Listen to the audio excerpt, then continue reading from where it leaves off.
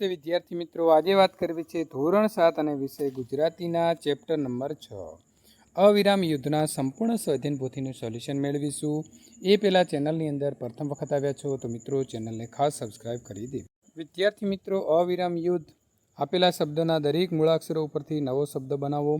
અવિરામ અનિલ, વિરલ રાક્ષસ, મનુષ્ય, દરિયો દમન, હિમાલય તો હિતેશ, માછીમાર તો માખણ, ભગવાન તો ભયંકર, રીંછ ત્યાર પછી મિત્રો માણસ, છીંક, ગર્જના, યુદ્ધો લલાટ, મામા, વાહન, યતીશ, રતન અને નદી. ઉદાહરણ મુજબ ઉપર મિત્રો તમારે જે આપણે પાઠ્યપુસ્તકમાં છે તેવા શબ્દો શોધીને લખવાના છે. ઉપરા ઉપરી, ઉછળી ઉછળી, રામ રામ, એકે એકે, હાલક ડોલક, ટોળે ટોળા, બૂમાબૂમ, આકાશ પાતાળ, દૂર દૂર, વહેલું મોડું, પરંપરા, દોડાદોડી, ડુંગર ડુંગર અને માછીમાર. સમાન અર્થવાળા શબ્દોની જોડ નીચે તમારે લીટી દોરવાની છે. તો મોજા તો દરિયાના મોજા, મશગુલ તો લીન, અવાજ તો ધવની, ઘેલછા તો ગાંડપણ, પ્રચંડ તો ભયંકર ને આક્રંદ તો વિલાપ. આપેલા શબ્દોના સરખા અર્થવાળા શબ્દો શોધીને લખો.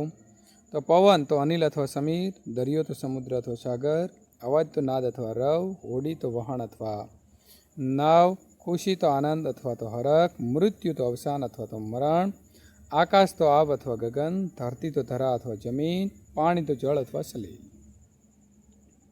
પ્રશ્ન નંબર 5. આપેલા શબ્દોના વાક્યની અંદર મિત્રો તમારે પાઠમાંથી શોધીને વાક્ય લખવાનું છે. મનુષ્ય, મનુષ્ય હાર્યો, દરિયો જીત્યો. માછીમાર, માછીમારના કુટુંબના માણસો ટોળે ટોળા મળીને દરિયા પાર ગયેલા પોતાના આદમીઓની રાહ જોઈ રહ્યા ઊભા છે. રાક્ષસ, રાક્ષસની ચીસો હોય તેમ પવન સુસવાટા બોલાવતો હતો. રુદન, ટોળામાંથી રુદનના અનેક સ્વરો છૂટ્યા. તુમુલ યુદ્ધ, તો એકી ટસે માણસ અને કુદરતનું તુમુલ યુદ્ધને નિરખી રહ્યા. કરુણ, તો પેલા મા દીકરાનું હૈયા ફાટે તેવું કરુણ આક્રાંત, પોતાના પ્રચંડ અવાજથી દાબી દેતો દરિયો. આક્રાંત, પેલા મા દીકરાનું હૈયું ફાટે તેવું કરુણ આક્રાંત, પોતાના પ્રચંડ અવાજથી દાબી દેતો હતો. આપેલા શબ્દ જૂથમાંથી જુદા પડતો શબ્દ તમારે મિત્રો શોધીને લખવાના છે. મોતી, ચીપલા, શંખ, હીરા અને શાલિગ્રામ તો હીરા. વાક્ય બનાવ્યું છે કે રાજાએ રાણીને હીરાનો હાર ભેટ આપ્યો. કરોળિયો, માછલી, કરચલો, મગર અને કાચબો તો કરોળિયો. કરોળિયો પાણીમાં જીવી શકે નહીં. પર્વત, પહાડ, ડુંગર, ગીરી અને ઢગલો તો ઢગલો. દરિયાના મોજા જાણે પાણીના ઢગલા જેવા ઊંચા ઊંચા લાગતા. નદી, દરિયો, સાગર, સમુદ્ર અને સિંધુ તો નદી. નદી શાંત વહેતી હતી. હિમાલય, પાવાગઢ, જૂનાગઢ, ગિરનાર અને શેત્રુંજય તો હિમાલય. હિમાલય ભારતના ઉત્તર ભાગમાં આવેલા વિશાળ અને બરફથી ઢંકાયેલા પર્વતોની શૃંખલા છે. તટ, તળાવ, કિનારો, તીર અને કાંઠો તો તળાવ. અમારા ગામમાં એક મોટું તળાવ છે જ્યાં લોકો સવારના જળ ક્રીડા કરવા જાય છે. પ્રશ્ન નંબર 7. આપેલા પ્રશ્નોના જવાબ લખો. તો છોકરાના પિતા દરિયામાં મૃત્યુ પામ્યા હતા, છતાં પણ 1 વર્ષ પછી તે દરિયો ખેડવા શા માટે ગયો? તો છોકરાના પિતા દરિયામાં મૃત્યુ પામ્યા હતા, છતાં પણ 1 વર્ષ પછી તે દરિયો ખેડવા ગયો, કારણ કે દરિયાનું કામ તેના પૂર્વજોની પરંપરા છે અને બીકના મારે આ ધંધો છોડવો એને નાક કાપવું લાગે છે. એકમના આધારે તોફાની દરિયાનું વર્ણન કરો. તો ડુંગર જેવા મોજા, પવનના સુસવાટા મોજા ઉછળી ઉછળીને ખડકને પછડાઈને મોટા અવાજ સાથે કસારા બંધ પાછા જાય છે. હિમાલય જેવડા મોજા ઉપર ચડીને પછડાય છે. દરિયા ખેડૂને બીજા કયા કયા નામે ઓળખવામાં આવે છે? તો દરિયા ખેડૂને માછીમારના નામે પણ ઓળખવામાં આવે છે.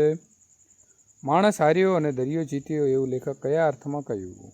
તો માણસ હાર્યો અને દરિયો જીત્યો એમ લેખકે કહ્યું કારણ કે માણસે અનેક પ્રયત્નો કર્યા છતાં કુદરત સામે હારી ગયો. દરિયો મનુષ્યના બળથી વધારે શક્તિશાળી સાબિત થયો. અવિરામ યુદ્ધ શીર્ષક યોગ્ય છે. શા માટે? તો અવિરામ યુદ્ધ શીર્ષક યોગ્ય લાગે છે કારણ કે દરિયાના મોજા અને માનવી વચ્ચે સતત યુદ્ધ ચાલે છે જે ક્યારેય અટકતું નથી. પ્રશ્ન નંબર 8. મિત્રો તમારે તમારા પુસ્તકાલયમાંથી દરિયાઈ કથાના પુસ્તકમાંથી તમને ગમતી એક વાર્તા તમારે લખવાની છે. આ મોબાઈલ ફોન ઉપર ઇન્ટરનેટના માધ્યમથી ખારવાના ગીતો સાંભળી તમને ગમતું એક ગીત લખી વર્ગખંડમાં રજૂ કરો. તો મારું વહાણ ગરગે ગરગે ચડે, દરિયા મોજા કરે મજા, અમે દરિયાના દીકરા, દરિયો અમારો રાજા. પ્રશ્ન નંબર 10.